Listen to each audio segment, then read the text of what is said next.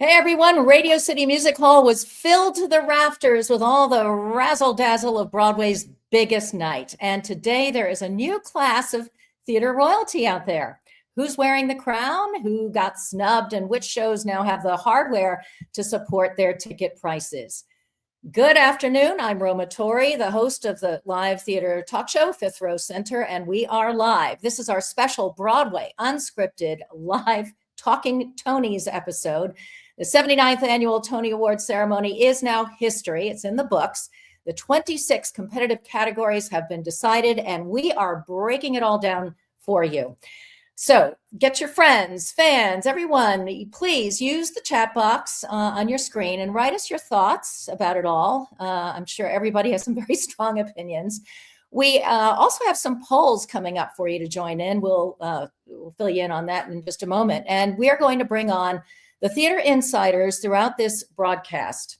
Right now, I want to introduce our Patrick Pacheco of Theater, All the Moving Parts on CUNY TV, Elisa Gardner of New York Stage Review, and Melissa Rose Bernardo, also of New York Stage Review. These are, full disclosure, my colleagues at New York Stage Review. And Joel Crump of News 12, the youngest theater reporter ever in history. He just turned 18. He's got a pack of followers, and he is, well, I can't wait to introduce you to Joel because he is a star in the making. Everyone, it was a great show last night. I have to say, I was surprised about Pink, first of all. I mean, the first, my first impression of the show was initially, oh my God, Pink, what is she doing here? And she did a very smart thing. She acknowledged, what am I doing here? And I didn't expect her to be so good. She was phenomenal. What were your thoughts? Melissa, let's start with you. I think that was everyone's reaction, right? Like, Pink, what is she? But I think the best Tony's host is like a theater fan, like a total fan. And that's what she was. And that's what we all are. And that's what every, Tony host should be. Like, they should love theater, like, unabashedly. And that came across immediately. So I love that about her immediately. Yeah. By the way, I understand Jesse Green from the New York Times has just joined us. Are you there, Jesse? There you are. Great. I am. Yeah. Yes. Well, you know what? Hi, Jesse. Hello, old friends and new one. Joel, nice to meet you. Yeah, you're meeting Joel for the first time, but get to know him because he's going to be around a long time. He's going to outlive all of us. Jesse, we were just talking about Pink and what a surprise she was as a host, considering she really doesn't have any direct Broadway connection. But I was just blown away by her. And I saw in the New York Times this morning some reactions from you and your fellow reporters and colleagues and critics at the Times, and you were really impressed, weren't you? Well, yeah, as Melissa said, but I think she has the really great credential that may be more important than having been on Broadway. As Melissa said, that she's a Broadway lover. She's the mother of a Broadway fanatic child. Yeah. And I think she represents a point of view on the theater that is really helpful for reaching out to an audience that is declining for both television and theater. Mm-hmm. That says, people who, you don't need to be an insider to love this form and to get excited about it. Plus, she just sang really well when she did her number, and she shimmied like the best of them, and she told a good joke. She was really pretty much perfect. The material wasn't always, but she was. Yeah, she was a real natural, and also when we saw her do all that jazz, and she was, doing the Fosse moves, she was singing, and she fit right in. And I wrote down in my notes, sign that girl up, get her in a show post haste. She's amazing. How about you, Patrick? What were your thoughts? What's the headline of the night for you? Well, I totally agree with everything that you said about Pink. And I thought that in terms of the entire evening, it was both Broadway playing it safe and also Broadway playing it radically as well. It was sort of fascinating that you ended up with Schmigadoon and Ragtime. Schmigadoon could be the best of 1965.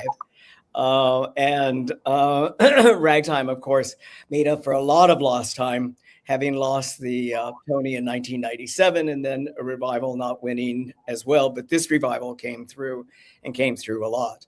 But I think overall, it was a very gay, trans evening. And on that score, I thought it gained a lot of points for being on topic, and a big screw you to the Trump administration.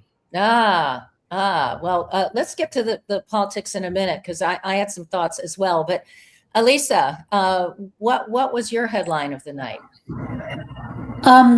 Similar with Pink, I think she did, having a pop star who's very down to earth, very relatable, and can actually sing and dance. Had Taylor Swift hosted, it would have been, not to get negative, but it might have been another story. But she's got the chops to do it, and she's also very down to earth. Mm-hmm. And yeah, I thought that she did a good job with the material she had, and made it very clear from the start that, look, as everyone has said, I'm here as a fan, talking about her daughter, which was endearing. And I think motherhood, there was a lot of moms talking about their moms and their kids. I thought that was lovely in Casey Levy's acceptance speech for her performance in Ragtime. She said something to the effect of, I may not be home with you each night to tuck you in, but a part of my heart is with you. It was lovely to see her win finally. So there were, I don't think there were huge surprises in terms of the awards. I did not think that the Cats directors would win, the Jellicle Ball directors, and I was very happy to see them win. And I loved their acceptance speech, the kind of tag team approach, as they called it. So, yeah. I think I was rather surprised when I was listening to all of the predictions, and so many people thought Jellicle Ball would beat Ragtime for best revival, and I thought that the directors really did deserve it, but I was so surprised that the Jellicle Ball had so much momentum going into the awards. Were you guys surprised? Actually, let's bring in Joel. Hey, Joel, we have to introduce you because you are quite a phenom, young man. Just turned 18 years old. You're already working at News 12. Yes. What were your thoughts? And I think you mentioned to us, this is your 5th Tony Awards ceremony? Yes, this is my 5th Tony Awards, on the carpet and in the media room. I thought last night was really a beautiful Broadway explosion.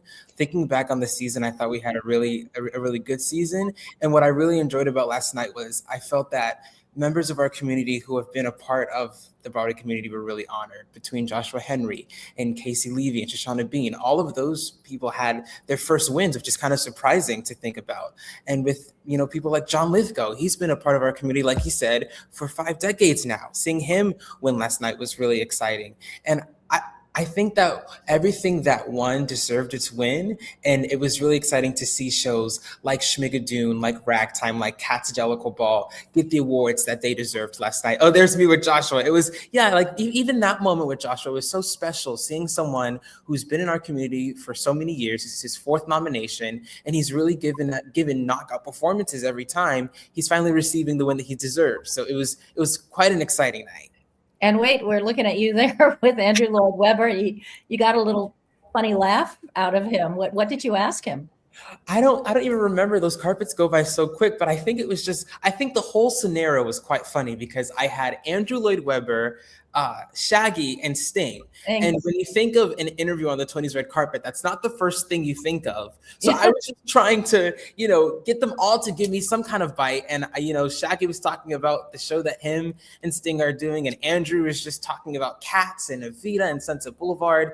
I really admire what Andrew Lloyd Webber has done in the past few years with his work, allowing his work to be reimagined and shown in new ways. It's very exciting for me as a young theater goer. Last season, my friends and I were so impressed by Sunset Boulevard. This season, again, with Cats Jellicle Ball, and I'm very much looking forward to Evita next season. Yeah, who would ever think that Cats would come back to Broadway and be a Tony winner, no less? I mean, that's whatever's old is new again. So that was really, it was such a total reinvention that's why I thought a lot of people thought that it would win, because There if you you go. take the category of best revival, it's something that is brought new to to the play itself or to the musical itself. And how do you make it more contemporary for a 2026 audience, which I think Cats of the Jellicle Ball did, and something that Ragtime was something of a faithful replica Mhm. of what we had seen before, although with great stately elegance. Yeah. Before we get into the nitty gritty of the winners and losers, I also just wanted to get your thoughts on the show itself, because, so many times we see that the Tony Awards win the Emmy for Best Live Production. And I have to say, they knock it out every single time. The camera work, the whole, production design, the way they were following the shows. And granted, there was so much chaos on that stage. It's amazing that they got so much right in terms of the whole technical production. What did you guys think? Oh, wow. Well, Yeah. Go I'll ahead, Jess. jump in. I was impressed, and I think somebody alluded to this earlier, by the way the producers allowed the performers and couldn't stop the winners from asserting who they are, not just in terms of identity, but in terms of politics and concerns, even to the point of poking at CBS, their corporate overlords. And just, I think at one point, one of them said, we're going to lean into what the theater can be, not away from it. Yeah. And that's a hard thing to do on a nationally, well, I was going to say broadcast, but who knows what that is, a nationally streamed event, yet with more or less success, but consistently throughout the show, they did it. And I was glad to see it, even when it wasn't quite coherent. It didn't matter to me so much as that they were trying to do that. And for that reason, the show had a lot of emotional resonance for me, even beyond the fact that some of the winning shows are so powerfully emotional, like Cats, the Jellicle Ball, and Ragtime. By the way, were any of you surprised by who won? I mean, to me, the big surprise was I really thought that Nathan Lane had it in the bag. And I know that John Lithgow was very highly regarded and everybody loved the performance, but Nathan did something that was kind of unexpected, because he's built a whole career and a reputation on being funny and musical. And yet he tackled this incredibly dramatic role and made it his own. And so I was surprised. Were you all expecting that it would be John Lithgow? How about you, Melissa? Maybe I feel like it really was a toss up. Either of them could have won. In some ways, I think it might have come down to, like, Nathan won more recently, and people thought, well, and I feel like, didn't John Lithgow say, like, this might be his last Broadway show or something to that effect, or his last big sort of... He told me that in a profile I did of him, and he didn't just say it the way actors say it.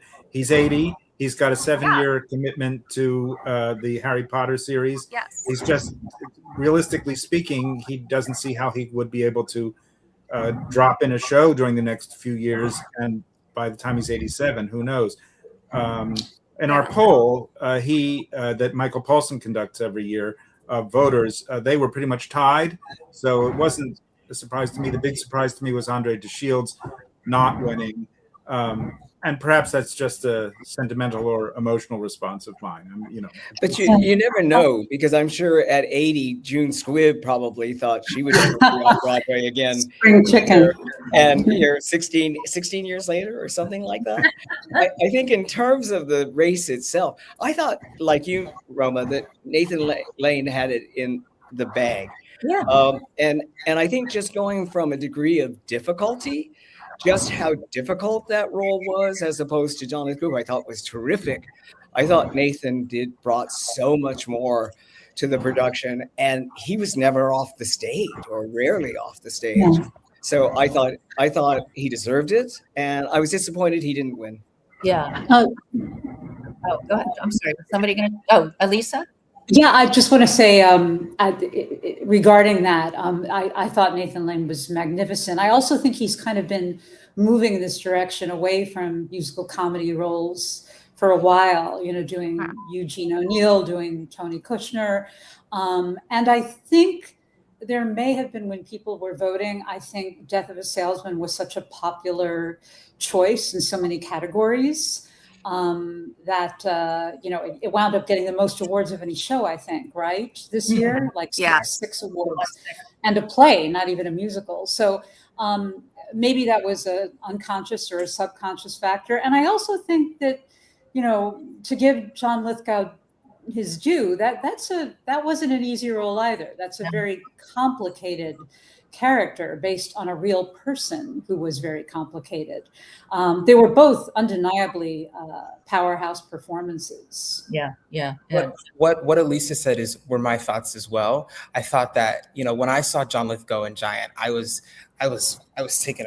It was incredible to me. Same with Nathan Lane's performance, and I think it was a thing of, well, if Death of a Salesman wins Best Revival, we have to give John Lithgow Best Actor, especially since Giant didn't end up taking Best Play as well. So I think it was also to acknowledge the work there, because personally, I really enjoyed Giant. I really, really enjoyed John Lithgow's performance. So I think it was also a way of not necessarily spreading the wealth, but acknowledging all of the work between different plays. Yeah. Well, Joel, I do think it was a spreading the wealth kind of evening. Right. If you look at the distribution of the awards, it was much flatter than usual. And other than Death of a Salesman, many of which awards were in the technical categories, it was pretty even across a great number of shows. And I think you could be right that individual voters, even though they don't communicate with each other and make a plan, could have said, well, I'm giving a few to this one. I'll give the big one to Death of a Salesman, so maybe I better spare my Best Actor vote for someone else. Go ahead. Oh, sorry. No, I'm looking here, and it was very judicious across the board among the top nominated shows. Lost Boys won 4, Schmigadoon won 4, Ragtime won 4, Death of a Salesman got the 6, and the Cat's the Jellicle Ball won 3. Everybody else got a single win last night. By the way, while we were talking about Death of a Salesman, big mystery to me, why, maybe you guys have an answer to this, why was Joe Mantello staying in his seat when the show won Best Revival of a Play? Does that make sense to you? When everybody jumps up, I mean, you see everybody and his uncle up on that stage. Why was the director not there?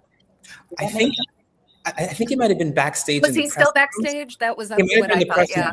I remember seeing him back there around the time that was announced, and sometimes that's how it goes. They get stuck doing the interviews or doing the media rooms while the other awards are happening. I remember Lynn Ahrens last night and Stephen Flaherty were answering questions while Casey Levy and Joshua Henry won back to back, and that was quite exciting to see. But yeah, he might have been stuck backstage.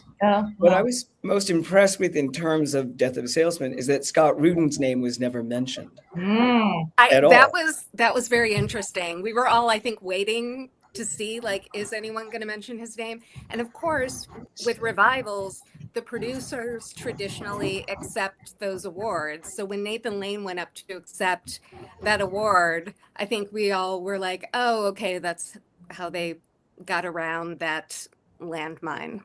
Yeah, my colleague Michael Paulson has an article this morning about that, and he speaks, and probably some of you do too. And he gets a quote from Barry Diller, who was the other lead producer, and there was not a great deal of happiness about that decision. So one wonders who made the decision. Did Michael Paulson go into the fact that why Scott did not attend and did not? Yes, am I right? Appear and he didn't want to tar his own show with the potential blowback he might get.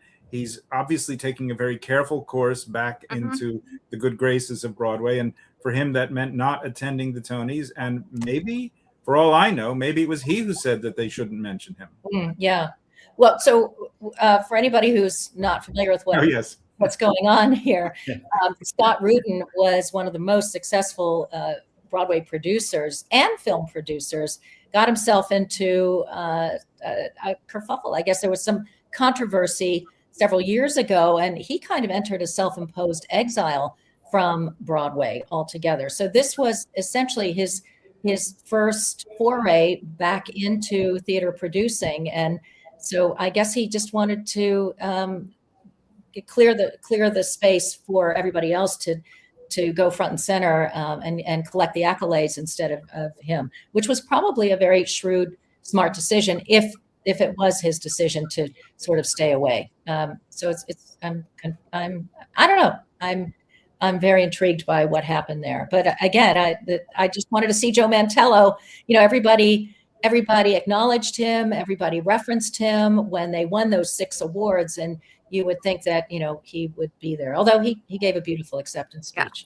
Yeah. By the way, I wanted to mention, Jesse, you were saying that you were hoping Andre DeShields, or thought he should win, or thought he would win. Both Performance wishing and expecting. in a featured actor, right?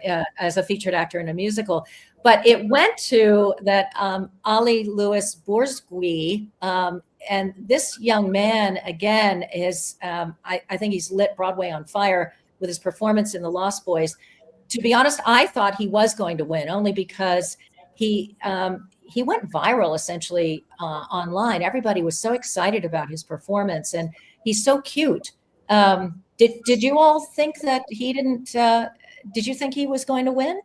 Anybody? How about Melissa? I see your mouth. I didn't think he was going to. I thought maybe Ben Levi Ross or Andre would. Or maybe he would. I was so glad he did. I think it's really hard to play a villain. And I think whenever you play a villain and you do it well, I mean, I was rooting for him. I'm rooting for a vampire. Like what's that about? I mean, the Billy Idol wig, and that he was just so cool. And I honestly, that was such an achievement. I was a fan. I was really happy he won. Yeah, he endeared himself. And then he gave that incredible speech, which he obviously was prepared to win. And I was really impressed with that. What did you think, Joel? I was so impressed. For me, with Ali winning, I was very excited because I thought he gave an incredible performance a few seasons back in the Who's Tommy.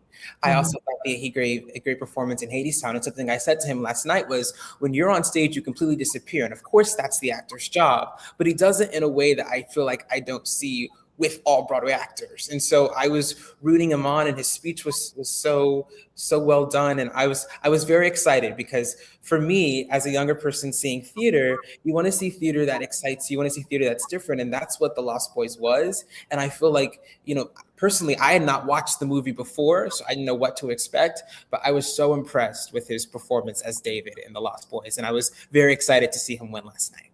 Yeah. I thought it was the most exciting win of the evening, at least for me, because it was somewhat unexpected.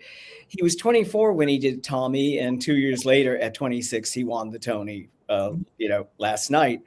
And I know from having interviewed him that he's an activist when it comes to Arab and Muslim issues. He really feels that Islamophobia is obviously rampant, and he feels that as an artist, it is his duty to speak out about it. And boy, did he speak out about it very powerfully last night. It may have ruffled some feathers when he mentioned Palestine in particular, and the occupation of Gaza, which is probably the most radical speech of the evening in terms of politics.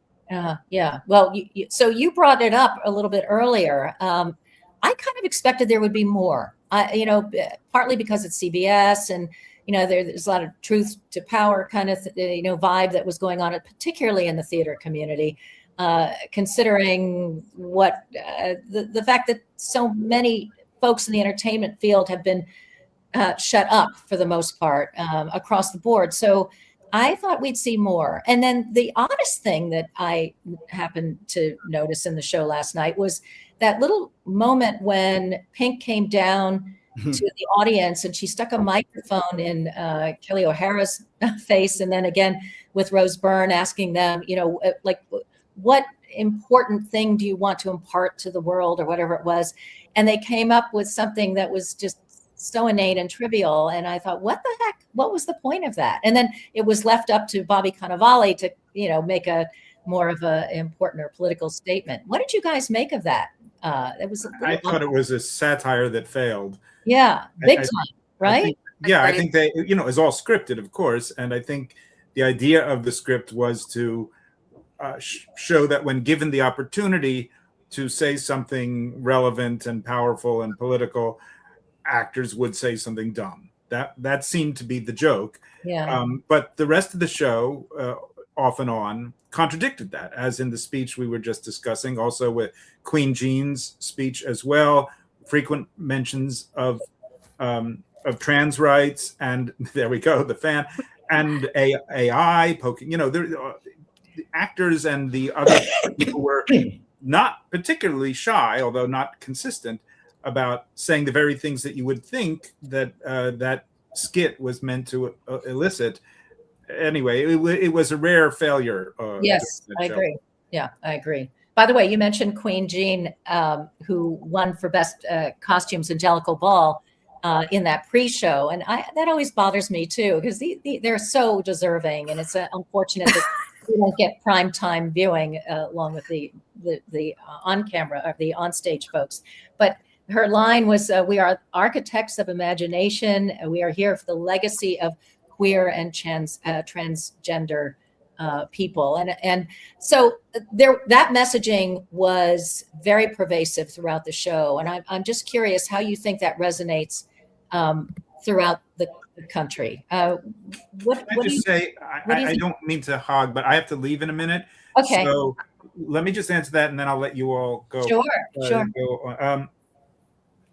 I think she's really powerful. Yeah. Obviously as a person, but also the way she speaks. And one of the things she said that I think encapsulates what we're trying to say about theater through the Tonys in its very weird way. But in general, that theater lovers are trying to express to people who don't understand what theater is that although great plays deal with the worst of humanity and raise issues that are difficult and complex and highly arguable. I mean, we had Ali Borzgoy with his speech, and then we have a play, Giant, about anti-Semitism, and the two of them are like cracking up against each other.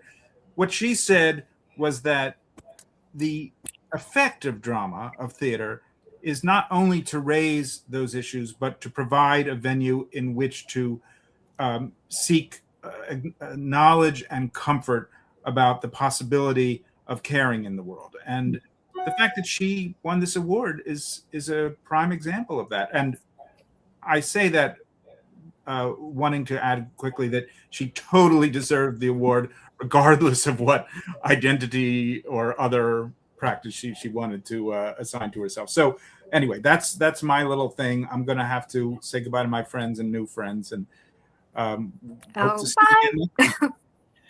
That's a nice exit line for you, Jesse. Thank you. Your comments we really appreciate. By the way, since we're in a little bit of lull here, we put together some on-camera polls, and I wanted to put up one and see if anybody's listening. And again, this is all kind of new territory for us, so I don't know if we're going to get much of a response. But our poll is first question: what makes you most likely to buy a Broadway ticket after the Tonys? Is it a Tony win? Is it a great broadcast performance? Is it a critic or insider recommendation, or is it a friend's recommendation? So let us know what you guys think, who are tuning in or watching us. By the way, let's go to that. What performance or even speech sold the show, or acceptance speech or the performance sold the show? Yes, in your opinion. How about you? I'm sorry, Roma. Did you call on me? I didn't hear. Something was distorted. Yeah, I just had a glitch too. I'm so sorry. I'm just rejoining you. I didn't get to say goodbye to Jesse. Sorry about that. Can you guys hear me now? Yes. Yeah. Were you talking about the poll, the questions on the poll? No, well, I'm moving off of that, but I wanted to ask, what performance or acceptance speech do you think was most effective in selling that particular show last I'm night. not sure that any acceptance speech necessarily sells a show. We're really talking about the commercial aspects, which of course is what the Tonys really are all about. It's a long infomercial for Broadway. And the main thing is how many tickets moved this morning after the broadcast. I think, ironically or not, but the best number that came off was Chicago. Which probably needed it the least in many respects because it's been running forever and making beaucoup de bucks. And so I think that probably moved the most tickets, possibly, if there are people that have never seen it or want to revisit it. I thought the other production numbers from other productions were a mixed bag, actually. And I found it difficult to sort of judge that apart from Chicago. Yeah. How about Joel? I see you nodding your head. What do you think was most effective? I had a different response. I did appreciate Chicago's performance, but for me, the performances that really struck me were Kat's performance. It seemed very put together. They did an incredible performance. They really showcased the show well in their performance. I also really enjoyed Ragtime's performance. It reminded me of the performance they did, I think, in 1999 at the Tony Awards, and it just felt so powerful. It almost brought me to an emotional state. It took me back to my first time watching that original performance and just feeling the power behind Ragtime. And I also really enjoyed the Lost Boys performance. It was so electric. It was really exciting. I feel like I'm listing all the shows because I really enjoyed a lot of them. Another one I enjoyed was Schmigadoon. I mean, I've been saying it all season, and I had the chance to host the panel for the Road Conference this year for Schmigadoon. But Schmigadoon was a big golden age explosion. And so it reminded everybody who I was sitting around of why we fell in love with theater. And that's what I was excited by about those shows. So I think shows like Cats, Schmigadoon, The Lost Boys, tickets will move from that. Ragtime's been smooth sailing. So I think we expected a great performance, but I think those shows will have an impact from it. What do you think was most successful last in terms of getting 5 tickets? I think Cats is all. Yeah. No, I have to agree. I also think it looked the most polished. I feel like there were some shows that you really felt like where the camera work was completely on point, and it had to be. I mean, just because like there were cats everywhere, and it really it really was just like completely like so well rehearsed, just so sharp. And I saw that with Cats. I also have to agree about Chicago. And someone in the comments said, now we need Pink as Velma. And I totally agree. And the Weislers are totally on the phone trying to get her. They have to be. I mean, why wouldn't they? Obviously, Chicago needs no help, like you guys have said. But I mean, they were breaking records with like Whitney Levitt and Mark Ballas. So, I mean, they're no fools. Like they're trying to get big stars in. So, they're trying to get her in for like a month or something. I mean, they'd be fools not to. Come on. Yeah. Elisa, go ahead. I'm sorry. Yeah, no, I also think that it's interesting we're mentioning mostly revivals here, Lost Boys as well. But for me, and I think probably a lot of people from what I've read and what I've gleaned, this was a better season for revivals than for original musicals. I think it was a very lean year for original musicals. For me, there was a lot of camp, and Schmigadoon was basically recycled Golden Age musicals. I mean, there were songs in that show that were direct lifts from Rodgers and Hammerstein songs and other Golden Age songs. Turner and Love. Yeah. So maybe that added something to the fact that the most enjoyable and I think the most commercially successful possibly numbers were for the revivals. Mm-hmm. Bouncing off of what Elisa said, and that was that you couldn't tell from the broadcast last night that it was a thin season, basically, especially when it came to music. I thought you could. The minute the Schmigadoon music started, and it was the exact same music as the title song from Oklahoma. and that won all the awards, all the big creative awards. So. And that made me wonder if that was why we had so many tribute performances and things in between. Because when we were talking about it at our breakfast table this morning, we were saying it felt almost shorter, the show, and maybe that's because we were in the media room or whatever is going on, but it didn't feel as as it has in past years. We had a tribute to a chorus line and Chicago and the Book of Mormon, and that just felt unlike past seasons. Mm-hmm. No, Filler. did they put more awards in the pre-show than usual? I feel like they did, because they used to put like either book or score in the pre-show, and this year they put both. And I feel like choreography used to be in the main show, and they put that in. And then It should be. remember when they used to like do a recap in the main show of like, here's what won earlier. And you got to see, maybe they stopped doing that years ago, but you got to see like little snippets of like, here's one line of everyone's speech. And I miss that. And I also think it's so unfair to the people who won. Like, you can't see like one line from Queen Jean's amazing speech. Mm-hmm. And like, no one knows who the costume designers are who won, or who that, I kind of hate that. But like, here's Rachel Zegler singing a chorus line song, and she sounds great, but like, where are the photos from a chorus line or something? I don't know.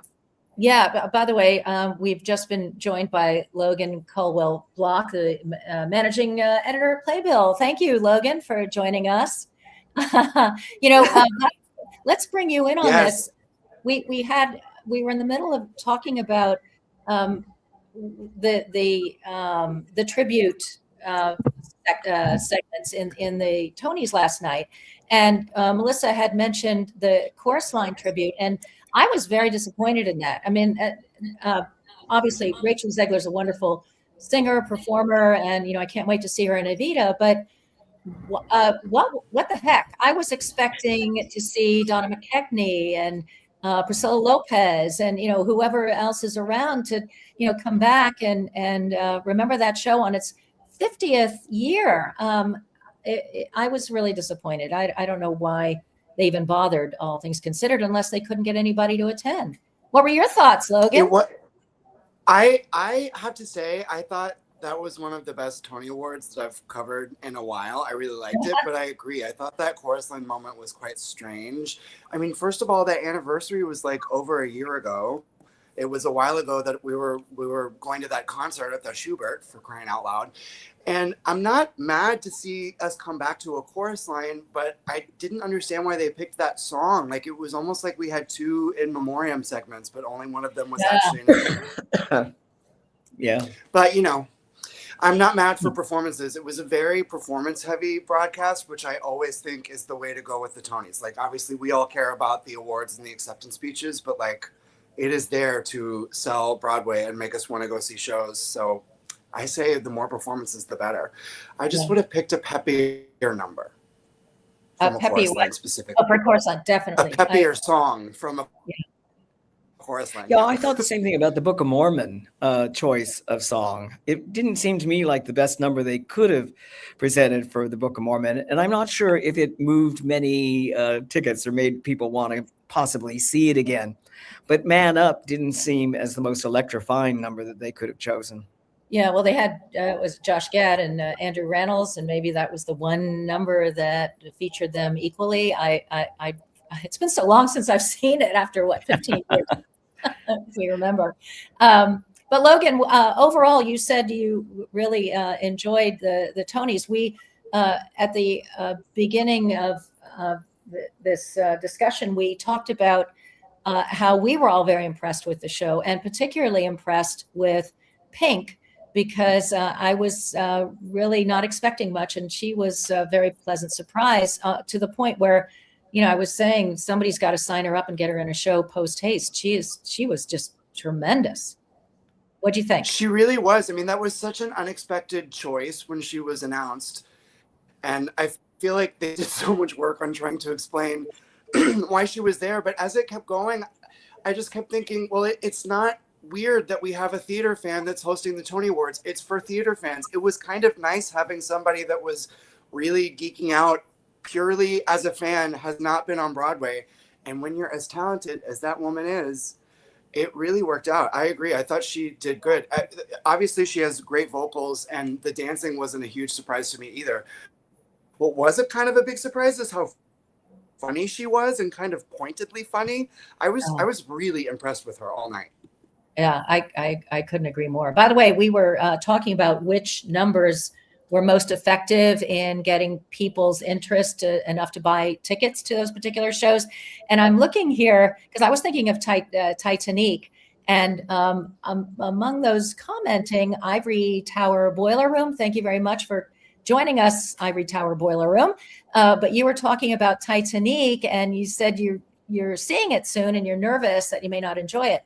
And it's interesting that you make that point, because I thought among the performances, that particular number and that whole segment didn't work for me. It looked almost, and I use this word very, very, very lightly. It almost looked amateurish.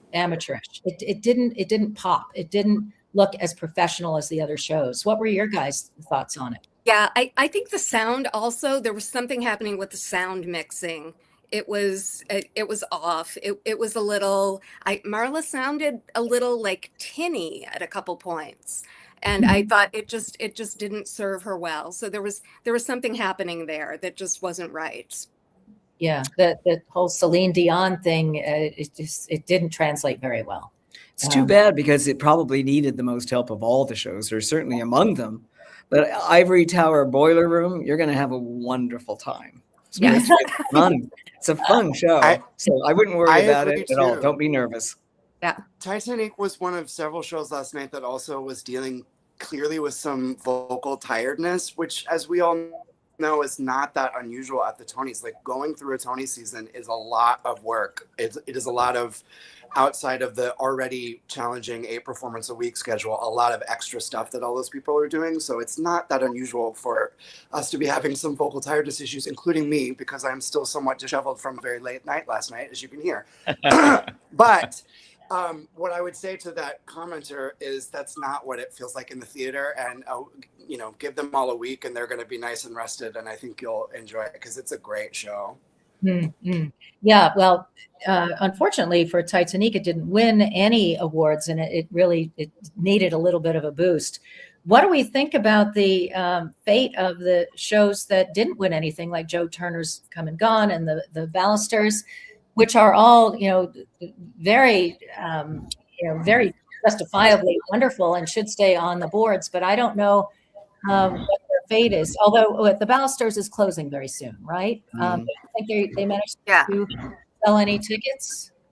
Probably. Well, pertaining to your poll, I think the last choice was I'll go if a friend recommends it. Yeah. And I think the bottom line always comes down to that, really. And also the star-driven shows, I don't think have any problems at all. That includes Joe Turner's Come and Gone, which has been doing very well at the box office. Yeah. There's always That's been always a problem. the thing, like, no, go ahead. Sorry. No, you go. I was just saying, Tonys and grossing do not always go together. Like, Joe Turner is doing fine. They didn't win any Tonys, but I'm not particularly worried for them. Obviously, my brain goes to Tony losing shows like Wicked that are clearly okay and going to be okay.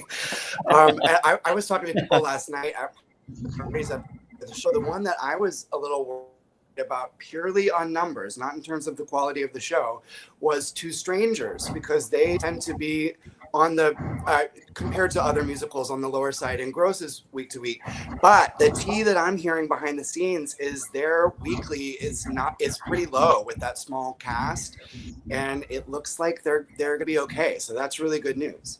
Yeah. What did you think of the production number that they did for it? It was cute with them walking down the aisle there. I don't know if it won any new fans. What did you guys think? I think that there's the two of them are so charming that possibly I hope that charm came across, especially with Sam Tuddy. It's Yeah, Sam adorable. Tuddy is, I think he's kind of like the new Joel Grey, the new Robert Morris. I mean, in that ilk. So I think to Logan's point, the nut is so low that when the nut is so low, you can continue to run and run. And what I found fascinating about that show in particular is that it found an audience. There are people that just loved it. People that don't often go to the theater might DM me and say, "We just saw Two Strangers and really loved it." Mhm. You know, that's how I felt about Operation Mincemeat last year. It didn't really have any big stars, and it was kind of, it's an historic issue, and it's a sort of a dated piece of news, dated piece of history. So there wasn't much to draw people's interest or attention, and yet it's huge. It's a hit. And again, it's because it's such a great, great quality of the performances, the writing, the music is just terrific. So it shows if you put on a great show, people will come. And by the way, we're talking about straight plays. I mentioned Ballisters. There's always been a struggle, a challenge at the Tony Awards to present the nominated plays. It's very easy to set up a production number and let all the bells and whistles. But for a straight play, how do you introduce a national audience to a play? It's like, do you put out a scene? In the years past, they've had the playwrights and the directors talking about the shows. That never really worked. Did you think what they did last night was any more effective? Because it came out of the commercials too, and so I always do this. I mute the commercials when I'm watching, and then all of a sudden I saw the Death of a Salesman, and people were talking about it, and I thought, well, is that an advertisement to see the show? But it wasn't. It was part of the Tonys. I don't think it worked all that well. Yeah. What, Melissa, your thoughts? No, it totally didn't. It was one of the New York Times stories today, and I can't remember who said it, but whichever writer said it, I applaud you. Said, like, is Nathan Lane trying to sell me Zyrtec? It didn't work. One day they'll figure it out, maybe. But yeah, it's been how many years and they still haven't figured it out. It's never, yeah. Last season they did something interesting. Well, I did love when they used to show like. No, go ahead. Wait, go ahead, Logan. You go. Go ahead. I I'm sorry. loved when they used to show scenes. Like I think of James Earl Jones and Fences. Like those are classic things. I don't know how powerful that is for a national TV audience, but for this theater nerd, it's very powerful. Yeah. What about you, Joel? Yeah, I agree with what Logan said. I think showing scenes or showing portions of the show is very exciting, especially from those nominated actors. And last season, and correct me if I'm wrong, I believe before the play category, they had an actor or somebody from the show on stage talking about it for a bit. And this season, the best play, when it was announced which show won, it felt so rushed. And for me, that was a little disappointing because I wanted a little more from those moments. And last season, having someone talking about it, representing the show was really exciting. Yeah. Well, what was the biggest takeaway for you, Elisa? When you watched last night, did anything stand out in terms of where Broadway is going and what if there are any trends that you need to be cognizant of?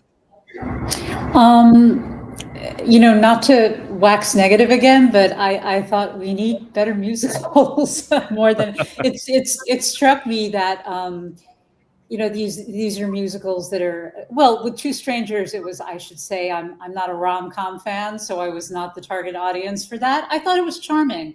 And I thought Christiane Pitts, I think she's a wonderful actress who I hope we see a lot more of in the years ahead. She was really terrific in that. But again, and I think, the Times and a lot of other people have written about the commercial struggles of Broadway musicals. I was frankly very disappointed that Queen of Versailles was shut out entirely, because that was a show that I think, at least for all of its flaws and however messy it was trying to say something original. And I think it was telling a story that was very meaningful for our times. And it was really song driven, which is what musical theater is. It isn't spectacle driven or camp driven. So that was the main takeaway for me. And that's why I think that possibly the show wound up being so heavy on, also because it was a big anniversary year, but the show was really dominated where musicals are concerned by old musicals, and I include Schmigadoon in that because, you know, that opening number of title number from Schmigadoon is the title number from Oklahoma, right down to the vocal trills above the chorus. I mean, it's the same. So that was my takeaway. Well, Lisa spoke to just now, and I think when there's always a postmortem on the Tonys, is what is the message that the Tonys say about where the art form is and how much it has advanced. And excuse me, given that the best revival was Ragtime and the best musical was Schmigadoon, it basically said, well, the musical has not advanced. Where is Broadway? Well, it's a throwback in many ways. It almost seems like there was a caesura of Broadway basically saying, okay, we're just going to relax now for a little while. We're going to take a breather, and we're not going to acknowledge, say, the craft and the sort of revolutionary craft of Lost Boys, or the extraordinary reinvention of Cats, the Jellicle Ball. And for that reason, I was disappointed in who won last night. Interesting. But let's not forget, maybe Happy Ending won last year, which exactly came out of nowhere. I mean, it's kind of cyclical, isn't it? That, you know, some years you are doing throwbacks, and other years you're breaking new ground. So yeah, but I think. Oh, I'm sorry, didn't mean to interrupt you. You go. And not to be a naysayer again, but I mean, shows like that are anomalies. It seems every few years we get a Maybe Happy Ending, we get a Hamilton, we get a Dear Evan Hansen, we get a Spring Awakening. Now I'm going back many years at this point. Whereas, I mean, we have to remember in 1957, not to sound like a grouchy old lady, but West Side Story lost for Best Musical. It lost to The Music Man. You know, in the 70s, you had all the great Sondheim musicals. So I am sounding very reactionary, I realize, but I do think that producers are increasingly trying to cater to, you know, we have too many jukebox musicals, too many movie adaptations that don't have anything new to say, too much emphasis on spectacle. And I think that musical theater is in crisis right now. I don't think that's an understatement. Yeah, no, we've talked about this before. What is it? The appeal of the IP, the intellectual property shows that have some kind of familiarity to the audience, and that's why we've got Lost Boys out there, and that is disturbing. But then again, we're talking about the economics of Broadway, which is just prohibitively expensive, and producers need to hedge their bets. And I'm not justifying it. I'm not excusing them, but that is the reality. And I think you are 100% right. That is they're totally looking for easy. What it's about. Yeah, the creative and commercial crises. Okay, but by the same token, what always blows my mind about this topic is I always say, like, it does at the end of the day, in my opinion, I'm sure we can all think of some asterisks to this. If it's going to be a big success, it has to be good, by and large. And the reason I say that is when it comes to like IP musical movies and jukebox musicals particularly, they don't have a great success track record on Broadway. So how has that become the like standard line that's the reliable thing that audiences know and are going to buy tickets to? They really don't, unless they do it well and have a really good example of that. I've never understood that seemingly that bit of truth that I don't know if it is true. Well, maybe they think it's less risky than the more original works. That's the thing. But then again, I keep going back to Maybe Happy Ending, which was so unusual and so unique, and yet extraordinary. Yeah. Worked. And so maybe we need producers with more courage and more of a risk-taking attitude say, I'm going to put my money into something just because it is that good, not necessarily because, we're going to win fans who are already there. By the way, one thing I wanted to bring up, Schmigadoon by Cinco Paul is the auteur of that production, of that show. And I really have to tip my hat to him because he wrote the book, he wrote the music, he wrote the lyrics, and I think he did a phenomenal job. And again, yes, it is derivative. That was the point, right? It's supposed to sound like Brigadoon and all the Rodgers and Hammerstein, Learn Low shows. But he put a unique spin on, an original spin on every lyric and every melody. And he deserves a bravo and a tip of the hat. There's a lot of talent in that guy. And so, I'm happy he got his due. It was cute in the acceptance speech. Oh, by the way, the Lorne Michaels, could he not have been any funnier, as dry as he was in his acceptance? I said, what was it? That we want to entertain, we want you to laugh, end of story, or however he put it, but it was hysterical. Well, he probably felt that the clock was running out. It was the last award of the evening, and I think they were 2 minutes overtime. So he probably got the memo: make it short, whatever you do, and he did. He seemed so tired. Well, he's 81. Take it from me. You get was tired. Just like, I want to get to the after party. Good way to get there. Yeah, to get out of there. It was just very funny for a man who's made his name and his career on comedy. He barely cracked a smile, and he was not amused at all. So anyway. I think I would have admired Cinco Paul more had it just come straight to Broadway and not be an Apple TV series first. It seemed that it cheated a little bit. I was a little surprised that it was even nominated for Best Score, and not only was nominated but also won. Were you guys surprised that it won? That's what I was wondering. Personally, I was. Yeah, go ahead. What were you gonna say, Joel? Personally, I was not surprised that it won. For me, it was, I really enjoyed the score, and something that Cinco talked a lot about throughout this process is that the only reason it went to Apple TV was because of the pandemic. He wrote it as a musical, and then it just became something that, because of where he was and what was going on in the world, he created for that. But his intention was to bring it to Broadway, and it feels more like a Broadway musical. And I may just be a big Cinco Paul and Schmigadoon fan, but for me, Best Book and Best Score felt right. And ultimately, I personally would have voted Best Musical for Schmigadoon as well. By the way, do you guys see on the screen, we've got the line from well, sometimes singing, dancing, a lot of jokes, and happy ending is really all you need.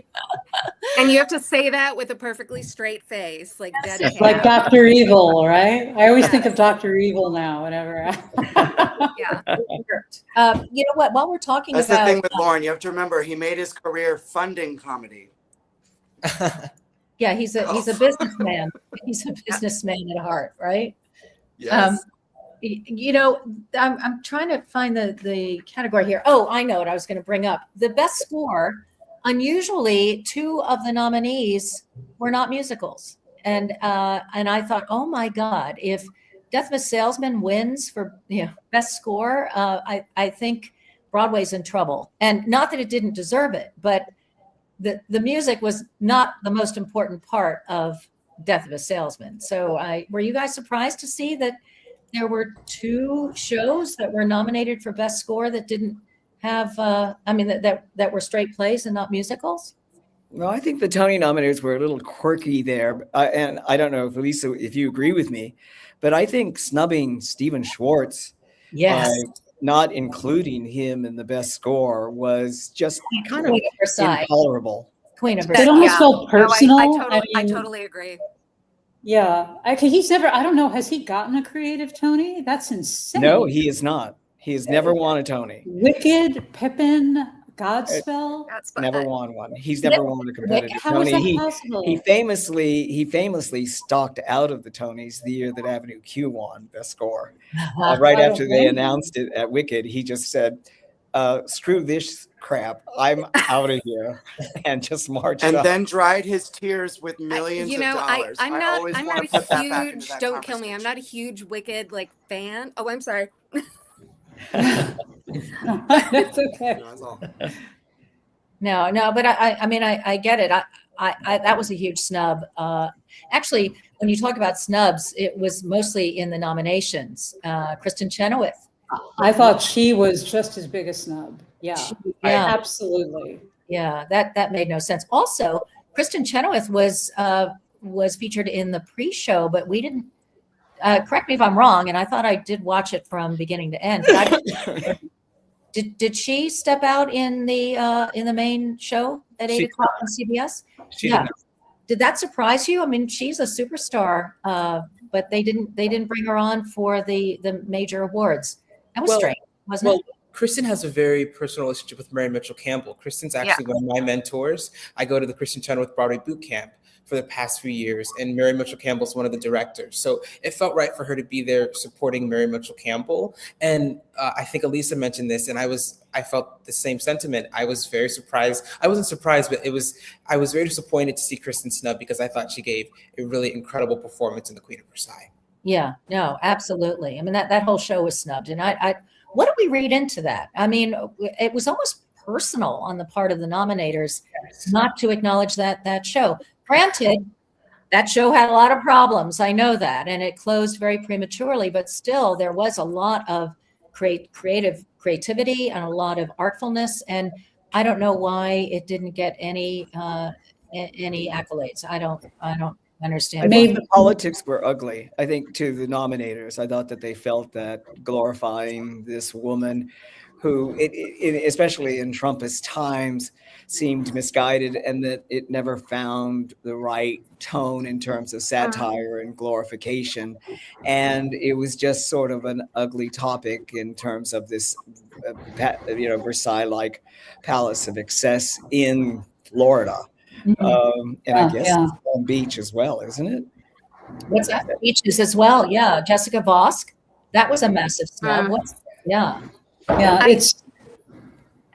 Yeah, I think Leah Michelle was a snub. I mean, I don't know. Am I the only one who thinks that? I think No, like totally. the weird like Tony rules of when they put like the Rocky Horror Stephanie Shu and Andrew Duran, putting them in lead. I think they should have been featured, and I loved them. They were two of my favorites in that show, but I think they should have been featured. And then which I feel like made, I kind of knocked Leah out of contention. I don't know. I feel like Leah Michelle should have been in there. Yeah, no, I absolutely agree with you. All right, off the snubs, or leaving the snubs, Liberation really caught a lot of love this season, and deservedly, I will say. But we have to talk about the fact that show opened in October of 25 and it closed in February of 26. It lasted only 4 months, given all of the appreciation that people had for that show and all the love. And did it not sell well? Why did that show close so prematurely? And then it wins the Pulitzer Prize, and now it's the best new play. Why did it close so soon? Were they not selling tickets? You guys, Logan, what do you think? I mean, they weren't selling a ton of tickets. Art and commerce do not always go together, but I don't think they closed prematurely. I think they finished their announced limited run, which, as we all know, is not what the hope is when those things happen. That the hope is that we'll extend and go beyond that. But a Broadway play with no bankable stars leading it is a hard prospect right now. I think that it is that. I think that's a difficult situation in general, but particularly right now when we have so many crazy A-list stars leading plays. If you're someone that's gonna go see a play and you're looking at a list of things to see, and you have Liberation, period, and you have Denzel Washington or something and something else, that clearly is a deciding factor for some amount of people. But but like you say, it's a shame because it was a great play, and it was nice to see it get a lot of love last night. That does not always happen when shows are not still running during the voting period, but it certainly deserved it. No, that's true. And it's going to get a nice boost on the road, right? When it Well, it was a question of timing too. I think having won the Pulitzer just before Tony voters were going to mark their ballots, myself included. But I was always a Liberation fan. I was worried that Giant was going to beat it, and I was really, really hoping that Liberation would pull it out. It also won the New York Drama Critics Ensemble Award as well. So I think that kind of momentum and that kind of timing really helped. And also they pushed it really well in terms of saying that the last time a female playwright had won was Yasmina Reza, or was it Wendy Wasserstein? No, Yasmina in 09, right? It was Wendy, Yasmina in 09. Wendy was the last American female playwright. She pulled a Chicago when she said that in her acceptance speech. Joel, I'm sorry, I didn't We hear looked what you this up said. last night. She talked about Wendy Wasserstein, Best Wool did in her acceptance speech, and she said that Wendy Wasserstein was the last American female playwright to win Best Play. So she was pulling a Chicago in the marketing, as Chicago is the longest running American musical on Broadway. Wendy for Heidi Chronicles, right? Yes. And it was just glorious to watch all those women come up to the podium. I mean, just streams of women coming up to the podium was, I think, one of the exciting moments of the evening. Yeah. Go ahead, Elisa. Sorry. I just have to say, for me, the big question with plays was, why did Little Bear Ridge Road close so early? I mean, that had Laurie Metcalf in it, and I think that was, it was my pick. I think it was a wittier play. It was a more subtle play. It was a more harrowing play for me. In the end, I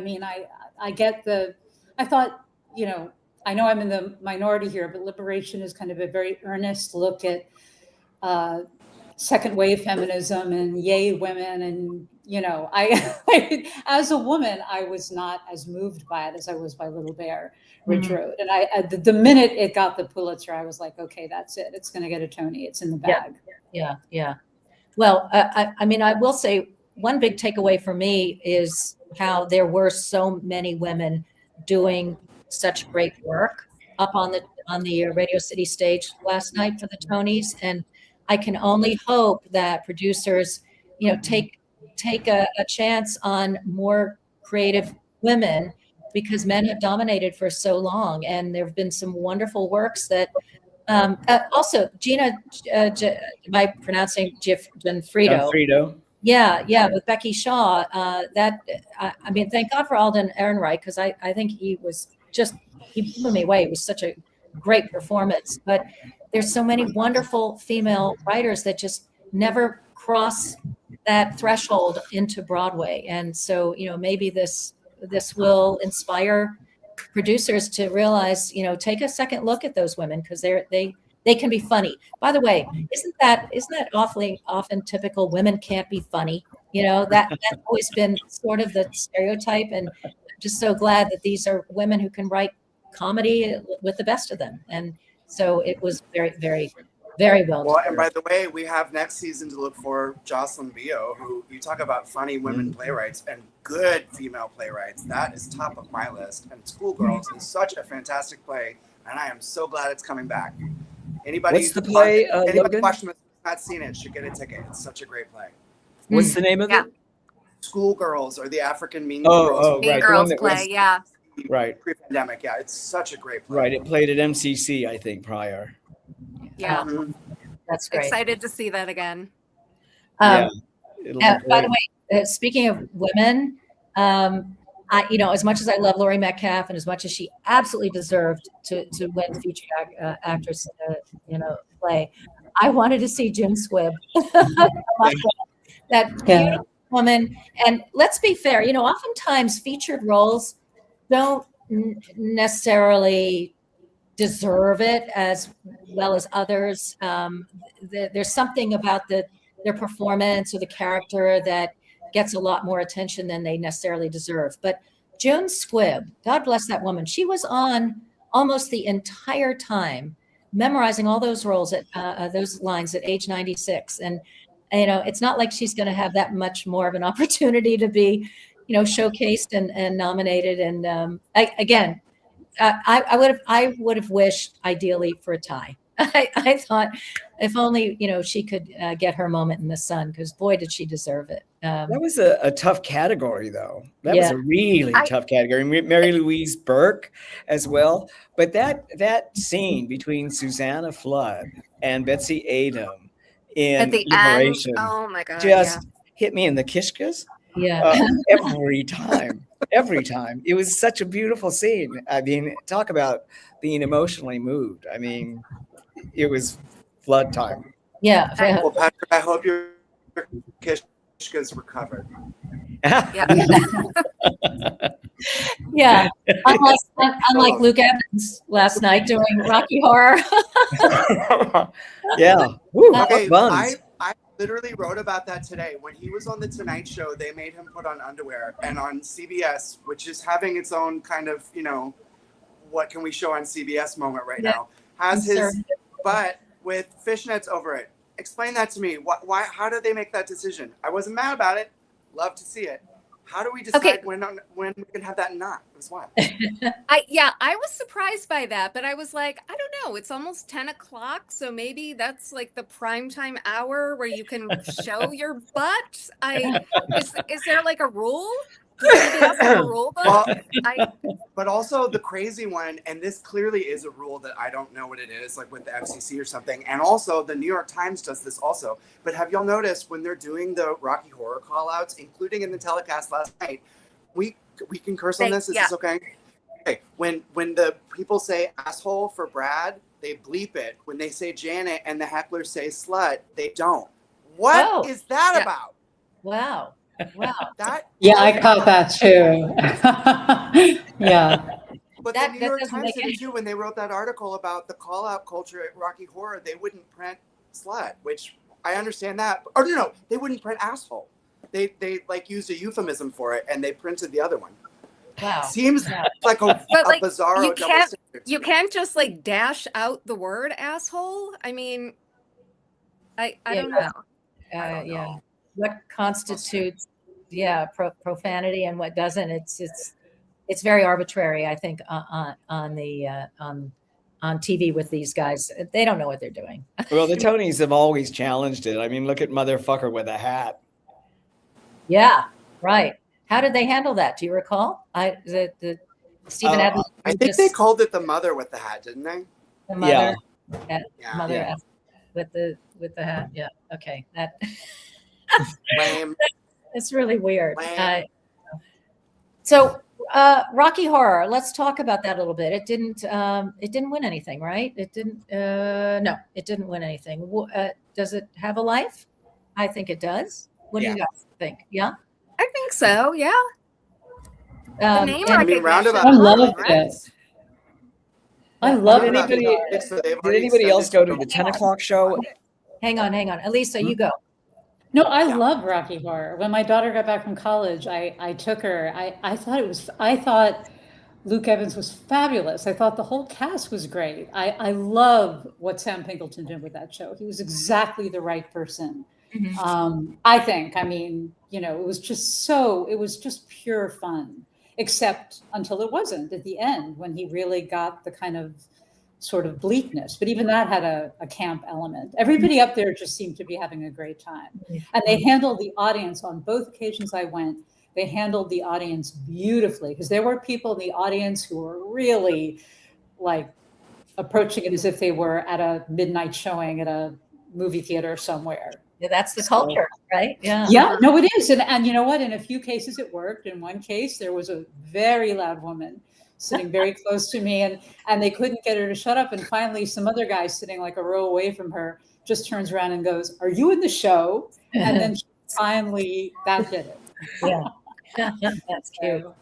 One guy sitting next to me was carrying on, and a person two seats from him finally said, "Would you shut the fuck up?" Oh, really? Didn't get it at all. Did not get it at all. Did anybody else go to the 10 o'clock show? There was a 10 o'clock show at the Roundabout. Oh gosh, no. I wonder if they're going to make that a thing. It was sold out. I noticed that when I came in. It was a little late for me, but it was. They Yeah. did a 10 p.m. show at 54 Below, or Yeah. Studio 54. Excuse me. By the way, we're talking about, bringing back old shows. And I just happened to notice in the comments from our friend Ivory Tower Boiler Room, who really appreciate your sticking with us, buddy. And he or she or they, right? We're in a revival era. And Dreamgirls is coming back, and Fashion is coming back. Evita is coming back. What do you guys make of that? I mean, we kind of touched on it briefly before, and we're bringing back the tried and true. But I mean, I wouldn't mind seeing Evita again. That was one of my favorite shows. So I mean, I guess it's a little old and a little new. If we could sprinkle them back and forth. But are you guys looking forward to any of those revival productions? Personally, I'll start here. I am very excited. For me, a lot of these productions are my first time experiencing these shows. And I think that's a bit of it is, bringing back something that we know is good with stars that we know can do it. So I'm very excited. I think it's something we're seeing not only on Broadway, but in the film and TV, world as well, where we're seeing all these different remakes of this and that and just doing what we know. But I think it comes from a place of doing what's comfortable, but also maybe trying to share it with new audiences. And I think shows like Cat's Jellicle Ball or Jamie Lloyd Productions do it in the perfect way, where we have a show we've seen before, but it's told in this reimagined or stripped down way. That's revival I enjoyed. Yeah. What about Evita? Rachel Zegler sort of gave us a little bit of tease of her voice anyway last night.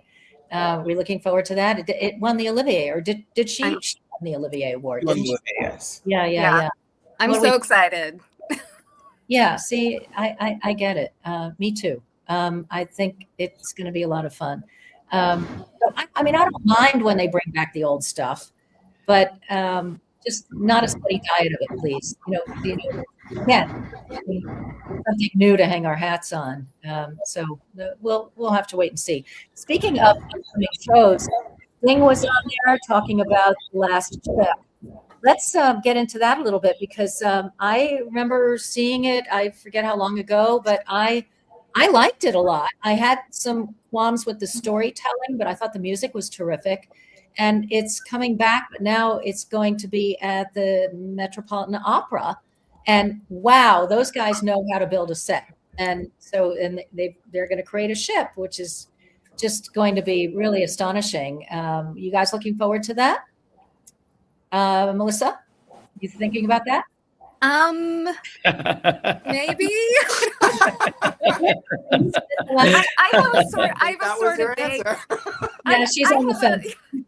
I have a vague, foggy memory of it. So I guess I'll kind of hold my opinion until I see it. What I found fun, I thought it was fundamentally flawed in a book, as a book musical. There was a fundamental flaw because the gist of it is that obviously this shipbuilding town is bereft because the shipbuilding place is closed, and this priest kind of energizes them to reopen it, and they're going to build the ship, and then they're going to go where with the ship exactly. And that means they're going to leave all the town and the women behind. And how are they going to make money? Because the whole point is that the town is depressed. So how does that economically work? It just seemed fundamentally flawed from a book point of view, unless I'm missing something. Help me out here, somebody? No, all I remember is that I had qualms with the storytelling. The book was not where it should be, but it's been completely reworked in this new production that is going to open at the Met. And I mean, the big difference, or one of the biggest differences, is that Sting is going to star in it. And that's going to be a big draw. I'm just curious. Go ahead. It's not just rework. There is a new book. In fact, I was looking at just the other day. They credit 3 layers of book with that show now. That it's John Logan and somebody, and then another team worked on it, and then whoever is now credited with it. So it's been through a lot. I'm just very interested to see what it is now. Because I kept saying that it was a metaphor, but it's hard to do a musical that's a metaphor Mhm. in that way. So Yeah. Does it make sense to anyone that it's at the Met and not on a Broadway stage? I don't know what the calculation was there. I think Sting's trying to do, oh, I'm sorry, go ahead. no, go ahead. Yeah, I think Sting's just trying to, at this point, do every sort of medium and venue he can. He's been going back to a lot of his old material, which is Yeah. for decades he's been doing this. I mean, this began as an album, and it's a very personal, almost autobiographical album. So, you know, I mean, and he describes everything as a metaphor. That's one of his favorite words from what I've been able to glean from his interviews, including some I did back when I wrote about pop music. You know, it's very Sting, the Met. It's prestigious and classy, and that's what he wants to do. Yeah, I well, guess. yeah, And also as an opera, I think it gives you more of a break in terms of a metaphor or in terms of a more elevated aspect. So the expectations are going to be different for it at the Met. Yeah. and they Yeah. I mean, they must have a tremendous budget for that set because I can't Oh, wait to yeah. see how that ends up. It's going to be quite spectacular. You know, talking about musicals, it goes without saying there were only 6 new musicals that opened in this past season, which that's got to be the lowest ever. I could be wrong, but what does that say about the future of Broadway, or is it an anomaly? Is it just, you know, this was a real paltry year, but 6 new musicals. It used to be the other way around. There were a lot more plays than musicals. How do we explain that? And what's coming up on the boards that might give us some hope that we have more choices next year when we get back to the Tonys? Anybody? Well, it's obviously a question of timing, obviously. I mean, you come into a season when you've got a theater. So the theater owners are the one who hold all the cards. So, and a lot of last season, the 14 new musical, correct me if I'm wrong, I believe there were 14 new musicals last season, and that was because there had been such a glut of shows wanting to come in, but then the COVID epidemic interfered in terms of the timing. So it often is just a question of timing. So it's quite likely that maybe we'll have 10 to 12 musicals in the new season. But I was amused when Joel said that this is his first time for a lot of these revivals. I'm at an age when I've seen revivals of revivals, revivals of revivals. I've seen 6 revivals of A Death of a Salesman. It gives you a certain vantage point to some extent, but it also makes you feel very old. So, Joel, I welcome your seeing Passion for the first time, maybe? Yeah, this is my first time seeing Passion. For me, I've always been jealous of anybody that got to see Joe Mantello's Assassins. That's one that I'm like, if I was there, I would have loved it. I think what you were saying, Patrick, is very true. I think a lot of shows rushed to Broadway last season. I think something that a lot of people said, and I agree, is that many of those musicals, if they came in this season, probably would have dominated compared to the other shows that we saw. And I'm hoping next season that we have a few more. Right now, what comes to mind is Galileo, which is opening up, as well as Wanted is coming. But other than that, I'm not sure what other new musicals are coming, which is, you know, a little scary to see right now as we exit the season. Usually we have a little bit more announced, but we'll see what comes throughout the few weeks, you know? Yeah, no, Really that's exciting. I'm sorry, Rama. No, I was just going to say that's true. Usually by this time, we have a lot to look forward to. Next Evita, I don't think is coming until next spring. That's correct, right? Usually, we know more. Usually, we can anticipate a lot more productions that are coming in. So, anyway, what were you saying there, Patrick? I was going to say the really exciting play or musical that's coming up is Imitation of Life. Yeah. At the Shed. Lynn Nottage writing the book. And tell me, who's writing the music? John Legend. Thank you. Yes. John Legend. So that's going to be at the Shed. What we're seeing again is that other shows like Cats, Jellicoe Ball started at the Pack, and now we're seeing stuff being developed at the Shed. So there's all these new pipelines that are coming in, and also environmental musicals outside of Broadway as well. So the art form is changing in a way in terms of where it's being presented and how it's being presented. Yeah, and Well, I yeah, think I mean, it's not a new producers. Oh, pipeline, go but ahead. Girl Interrupted downtown at the Public right now. I just saw the other week. It's fantastic. A brand new musical, and yes, based on a movie, but very artfully told and not baldly commercial at all. It was just great. Mhm. I'm sorry, you Logan, have what to- was the you have to title? Girl Interrupted. Girl Oh, Interrupted. thank you. Has there been any talk of that coming to Broadway?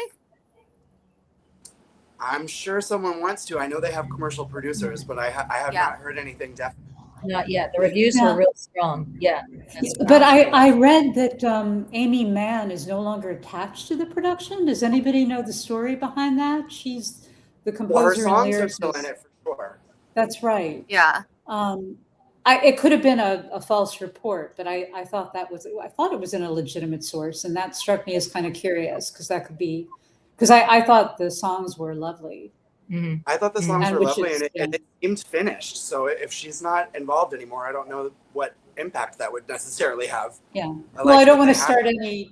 Maybe it was a false report. I I- just no, thought I read that somewhere. Elisa, I had heard that too, so maybe it's a case of Yeah. like not direct involvement. But yeah, Right. her name is still on it. Well, So yeah, that- of course, yeah. Logan, you're right. That would be interesting as far as like if it transfers, are they making changes or? But yeah, that will be one to watch because it is a bankable title. It's a really good creative team.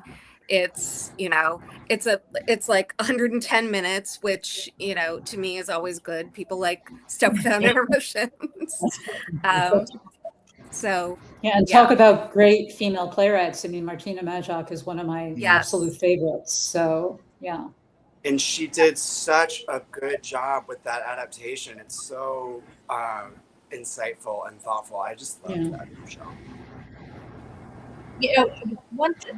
To go back to another line of discussion, we were talking about the more familiar names and the more familiar titles, and how Broadway loves their stars, but there were several stars that didn't really translate into box office. And I'm thinking of the folks from The Bear, John Bernthal leading Dog Day Afternoon, and then the cast of Proof that I may be in the minority in this group here, but I thought Proof was a terrific production and it completely got snubbed.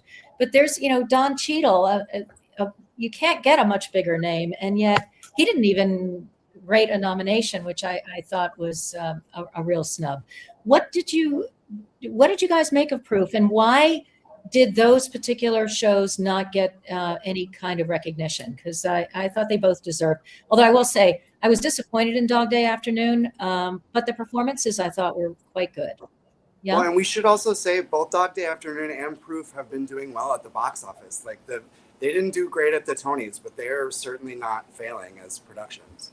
But should we read anything into the fact that they did not get any nominations? I mean, the performances, that is. I think it was just very competitive when it came to plays. It would be difficult to say who you would cut out in order to include them. I didn't care for Proof all that much. I didn't I was anticipating it because it hadn't been done since it was first done. This was its first Broadway revival, but I didn't think it worked. I don't know about anybody else on the panel. Okay. As far as Proof, I was maybe surprised that Carrie Young didn't get nominated, but we were talking about featured actress earlier and how competitive that category was. I mean, who do you leave out? I mean, I like Carrie Young, and as far as Dog Day Afternoon, like Jessica Hecht could have easily gotten nominated. She was magnificent, but that category, like Betsy Adom, June Squibb, it's just it was kind of an embarrassment of riches, as the featured actor and actress categories always are, I feel like.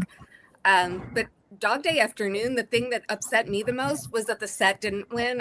I thought I get very passionate about the design categories, and I thought the set was just like magnificent and so detailed and I just incredible. And that was my disappointment of the evening, that the set didn't win.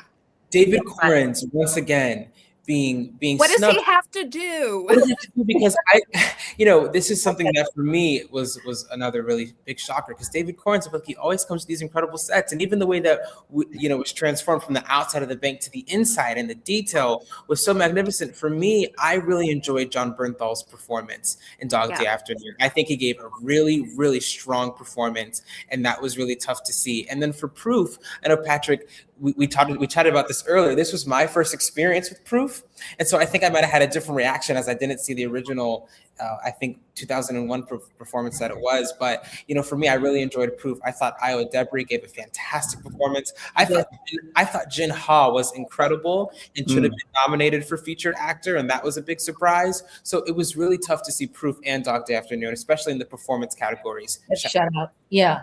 Well, that was my, I guess that is my concern. Were they shut out because they're stars? I mean, was there kind of a tendency to want to, keep out the stars? Broadway's for stage actors, not for film actors and television actors. I don't know if there was any kind of intent there to keep them out. Well, I agree. Remember last year they had, George Clooney was nominated and Denzel Washington wasn't. So I don't think it may not be quite that. My problem with Proof is more with Thomas Kail. When you have a bunch of lackluster performances, I always think of the director first. That's why, for me, I thought, okay, well, something's not sparking here. Although I liked Jin Ha and Kara Young also very much. Yeah. I mean, there was a wonderful ensemble. They did a tremendous job. Also, the cast of Becky Shaw. They all magnificent, I thought. Yeah, great. Everybody was incredible in that show. So what happened there? And again, I know an embarrassment of riches, but I'm not going to name names, but there are some people that were nominated that I thought didn't need to be, and they could have made room for some of those folks from Becky Shaw, because I thought they did a tremendous job. They were all featured, right? Because they're all below the title, and I think the featured categories were just were just stacked. I mean, I don't know. I mean, Linda Emond, I thought for sure would have gotten nominated, but then again, do you kick out June Squibb? No. I agree with you totally, especially with Linda Emond. But I think that might have tipped the Tony in favor of Alden Ehrenreich. The fact that he sort of stood in for everybody else in that extraordinary ensemble. I don't know if this makes an argument for an ensemble Tony and how it could possibly be managed, but I was really torn between voting for Alden Ehrenreich and voting for Christopher Abbott. In Death of a Salesman. I ultimately voted for Christopher Abbott, again, because of degree of difficulty. I thought that where he went in terms of that performance was just amazing, as good as Alden Ehrenreich was, I thought. Did anybody really love Ruben Santiago Hudson also? I mean, I kind of feel like Joe Turner's should have gotten more nominations, because I thought Debbie Allen, and again, a woman, Debbie Allen, a female director, a dancer, a choreographer. I think she got the music of August Wilson's dialogue, which is key. I mean, there's not a more musical playwright. One of the great, I mean, that's as important a play as Death of a Salesman. It's one of the great American plays. And I would have liked to see that play overall that production get more recognition. More attention, Absolutely. And for me, it was Joshua Boone. He gave such an incredible performance. I was almost certain that both him and Ruben would be nominated. And to see him be nominated was quite surprising. And like you said, Debbie not receiving a nomination was quite interesting. I thought she did something really special with that August Wilson work. Mm-hmm. Yeah, I agree. Yeah. To me, the fact that Ruben got nominated was, I mean, maybe not enough, but the fact that he got nominated was the most important thing to me, because I feel like he's, when you're talking about August Wilson plays, Oh yeah. it's really him. I mean, he's just, I feel like, the greatest interpreter. I mean, him Yeah. and Stephen McKinley Henderson. So like, if you're doing an August Wilson revival, you need him. Yeah. And he was just like the soul of that revival. So Yeah. I was And really that happy to role is see the him in soul there. of the That play, role, oh my too. gosh, yeah. No, agreed. Ruben Santiago Hudson is synonymous with August Wilson, and you remember he even did a solo show. Yeah. Playing the roles and And as a director, as an actor and a All the best. director, he's Yeah. really championed, carried the torch. Yeah. no, he's The he's show wonderful. that August Wilson originally performed himself. So he's really like carrying the torch. Yeah. So yeah, and he deserved it. He deserved that nomination, not the win. By the way, one of you brought up ensemble, and there were a lot of really terrific ensemble performances this year on Broadway. And so we had come up with a question for folks who are paying attention to us. I don't know how many there are, but we had a poll, and we were asking if there is a particular category that could be added to the Tony Awards. And so we had a choice. The Academy Awards added casting this year, right? So we were wondering, should there be an award for casting? Should there be an award for best ensemble? Should there be an award for best video design? Because that's becoming more and more prominent on our big stages. And also, how about this? How about best fight or intimacy coordinator? Because we're getting racy on the stage.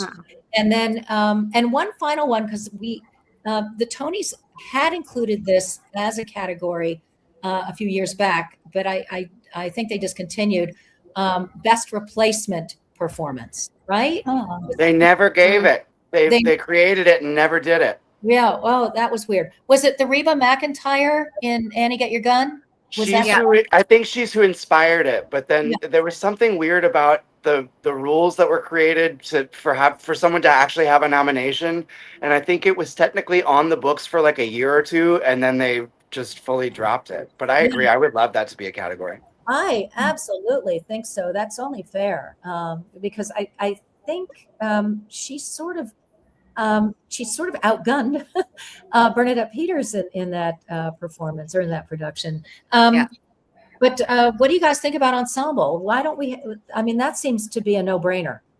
Best ensemble, because I have to tell you, I don't think it's a no-brainer. Not because ensembles aren't great and deserve Tony Awards. My guess is, if I had to guess, I really think it'll be a big day if the Tony ever adds an ensemble award. And the reason I say that is it's going to make so many more numbers of Tony winners.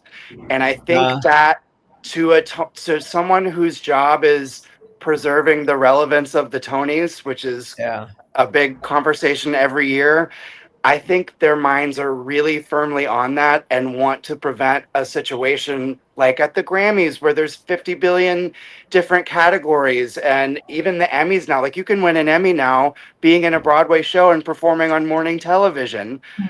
It suddenly getting to EGOT has become a very different situation than it used to be, and we are kind of the lone holdout that is not doing that. And I suspect that the people who are in charge of the Tony Awards are very acutely aware of that. Really? Oh, That's a very good point. I think you're absolutely right. It's the value of the brand that's at stake here.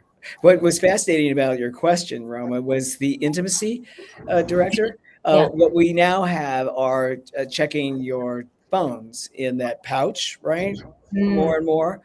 And it was interesting just sort of going back to in history about it. They didn't check the phones for Take Me Out, Richard Greenberg's play, right? Which they most certainly should have, because Not the first time.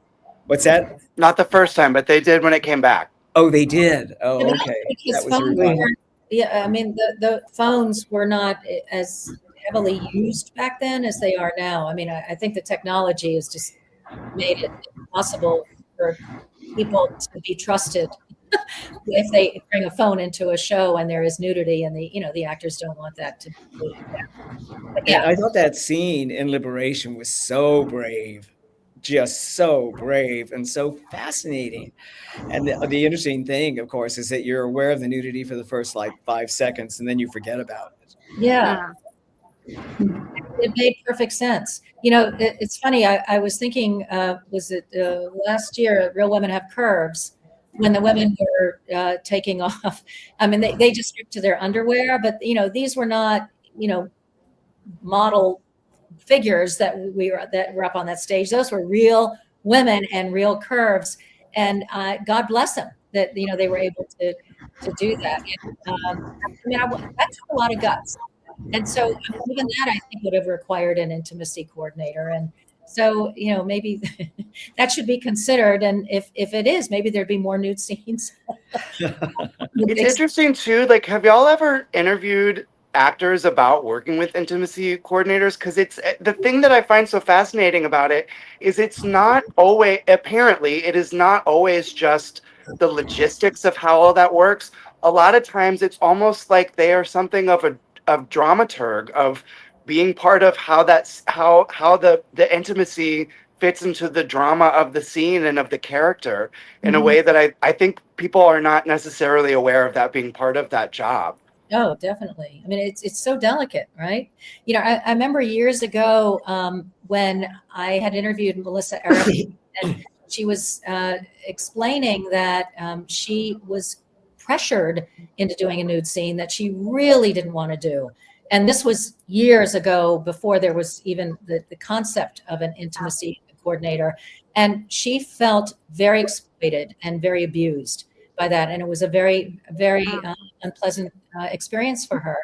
And so I'm glad we're at the stage now where they're, making this available and, and coordinating this with the cast and the production crew, because no performer should have to feel pressured into disrobing, And I do wonder, though, with the cast of Liberation, what the initial feedback was when they were told that this would be a nude scene, because it's kind of a lengthy stretch of time on the stage where, it is a full frontal scene right there. And the women, God bless them. And, they were, the performance too of revealing themselves in their birthday suits, I thought was so realistic, because they how it is, they didn't break the fourth wall. To them, the embarrassment was just among the 6 women, and you're not going to be as embarrassed among fellow women as you would be in front of an audience. And I just thought that that level of embarrassment that they had was just right on. It was right on. It was a beautiful thing. And I'm so happy they got recognized for those performances. Yeah.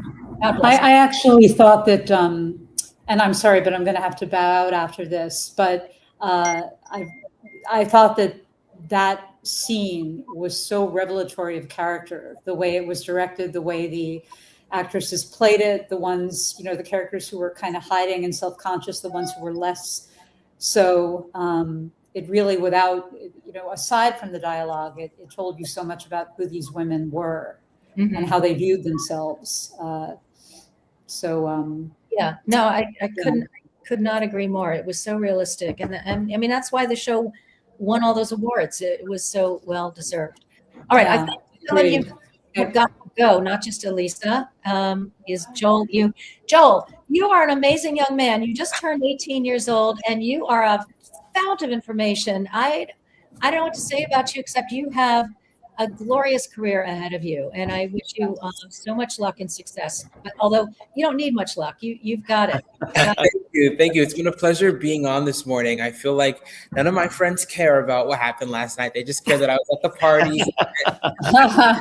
Boo! Get new friends, Joel. So it's, all of my friends at school, they're like, Joel, you're interviewing these Broadway people. We don't know. They care about when I interviewed Steph Curry at the Lost Boys. So it's been a pleasure to chat with you guys. That's pretty cool, though. Yeah. That was pretty cool. But it's a pleasure to chat about the thing I love the most with people that also love it. So thank you for having me on this morning. Well, we need you. We need young people who are talented and eloquent to carry theater forward. So thank you for all that you do. Yeah. You give us Don't hope. stop. Keep Thank walking. you. Yeah.